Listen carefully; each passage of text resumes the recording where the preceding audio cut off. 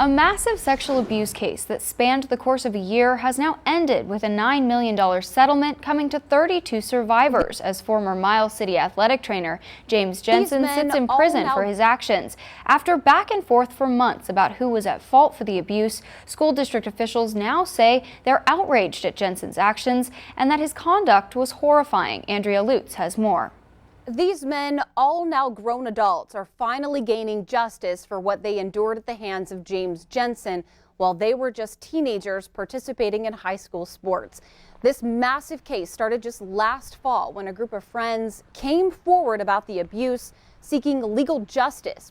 A lot has happened in a year, and you think about this all started with a pedophile living across the street from a middle school in Miles City, just kind of, getting away with it, sending friend requests to his victims on Facebook. Some of them already spoke about the abuse to law enforcement officials, but they were told that the current Montana state law wouldn't allow for the prosecution of Jensen due to the statute of limitations. So they sought out to change that law during this last legislative session. Attorneys for the plaintiffs likening this whole ordeal to a Stephen King movie, as a group of tormented children decided to confront a monster and win. It shows in this case, and I think it sends a message, to sex abuse victims across Montana and frankly across the country, that there is strength in numbers, that it's important to come forward, that they didn't do anything wrong. The civil case sparked a federal investigation into Jensen, and now he will carry out the end of his life in prison.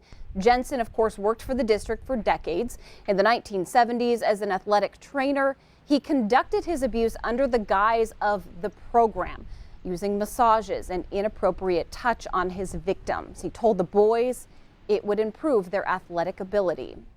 The 32 survivors in this case now can finally start to put their abuse, at least to a legal rest. The district even changing up the way they do things too. In a statement, the district said they deeply regret the pain and injuries the plaintiffs endured under Jensen's care.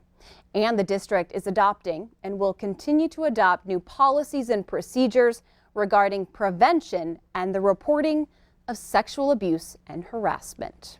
Back to you. In August, Jensen was sentenced to 20 years in state prison for charges involving child pornography.